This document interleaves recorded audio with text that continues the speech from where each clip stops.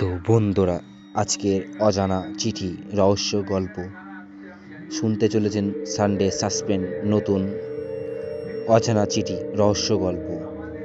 তো ভিডিও দিতে শুরু করার আগে যারা আমার চ্যানেলে নতুন তারা অবশ্যই চ্যানেলটিকে সাবস্ক্রাইব এবং পাশে থাকা বেল আইকনটি বাজিয়ে দেবেন, যাতে পরবর্তী নতুন রহস্যজনক ভিডিও সবার পাশে আপনার কাছে এসে থাকে।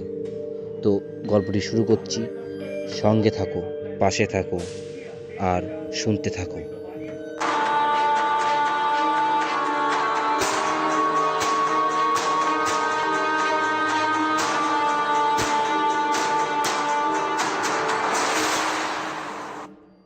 একটি শীতের সন্ধ্যায় শহরের এক কোণে পুরনো একটি বাড়িতে এক ব্যক্তি বসেছিল। তার নাম ছিল আকাশ। তিনি একটানা কাজ করতে করতে এতটাই ক্লান্ত হয়ে পড়েছিলেন যে রাতে কিছুটা বিশ্রাম নিতে চাইলেন, কিন্তু হঠাৎ দরজায় একটি তীব্র শব্দ শুনে তিনি ঘুম থেকে উঠে পড়লেন। দরজা খুলতেই তিনি দেখেন একটি সাদা খামটি দেখে তার চোখে সন্দেহ ছায়া পড়ল, কারণ ওই বাড়িতে তিনি একমাত্র একা থাকতেন এবং কাউকে জানাতেও তিনি চিঠি পাঠাননি। চিঠিটি ছিল কোনো নাম বা কোনো ঠিকানা, শুধু একটা ছোট সিল দেওয়া ছিল। আকাশ সিলটি খুলে চিঠিটি পড়তে শুরু করেন। চিঠিতে লেখা ছিল, তুমি জানো না, কিন্তু তুমি বিপদে আছো। সময় খুবই কম, কিছু একটা ভুল হয়ে গেছে। সাবধান হও, তুমি একাই আর থাকবে না। আকাশ প্রথমে কিছুটা বিচলিত হলেও চিঠিটি সযত্নে ভাঁজ করে রেখেছিল। তবে রাতে ঘুমাতে যাওয়ার আগে অদ্ভুত কিছু শব্দ শুনতে পান তিনি। মৃদু পায়ের আওয়াজ, যেন কেউ তার বাড়ির ভিতরে হাঁটছে। তার মাথায় বিভিন্ন চিন্তা এলো, কিন্তু সে সাহস করে বাইরে গিয়ে কিছু দেখেননি।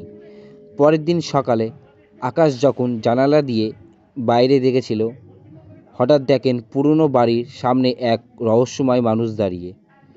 তিনি কোনোভাবে নিশ্চিন্ত হতে পারলেন না, কিন্তু সে ব্যক্তি যেন তাকে লক্ষ্য করেই দাঁড়িয়েছিল। আকাশ তার দিকে তীক্ষ্ণ নজর দিয়ে তার মুখটি দেখার চেষ্টা করেন, কিন্তু কিছুতেই সেই মানুষটির মুখ দেখতে পারলেন না। সব কিছু যেন স্পষ্ট ছিল। দরজায় আবার কেউ তীব্রভাবে ধাক্কা দেয়। আকাশ তাড়াহুড়ো দিয়ে দরজা খুলে ফেলেন। এবার সামনে ছিল তার বন্ধু শুভ তার মুখে একটা অদ্ভুত হাসি নিয়ে বলল, দেখো আকাশ, সেই চিঠি। তুমি কি মনে করো এটা কোনো দুর্ঘটনা? আকাশ কিছুটা অবাক হয়ে তাকালো। শুভ একবার পকেট থেকে আরেকটি চিঠি বের করে এবং বললেন, এটা ঠিক তোমার মতো দেখতে, কিন্তু আমি জানি না এই চিঠি কিভাবে তোমার কাছে পৌঁছালো। এই নতুন চিঠিটি পড়ার পর আকাশ আরও বিভ্রান্ত হন। তবে শুভ বলল, তুমি শুধু সাবধান থেকো, কোনো কিছুই আসল হতে পারে না যদি না তুমি নিজের দেখতে পাও। তারপর আকাশ বুঝতে পারলেন যে কোনো ঘটনা বা মানুষ আসলে তার সঙ্গে একটা মারাত্মক খেলা খেলছে, যেখানে তার জীবন, ভবিষ্যৎ সব কিছুই অজানা। তো বন্ধুরা, আজকের এই ছিল অজানা চিঠি গল্পটি। তো গল্পটা একটু ছোট ছিল। তো নেক্সট আর একটু বড় রহস্যজনক ভালো গল্প তোমাদের সামনে তুলে ধরবো।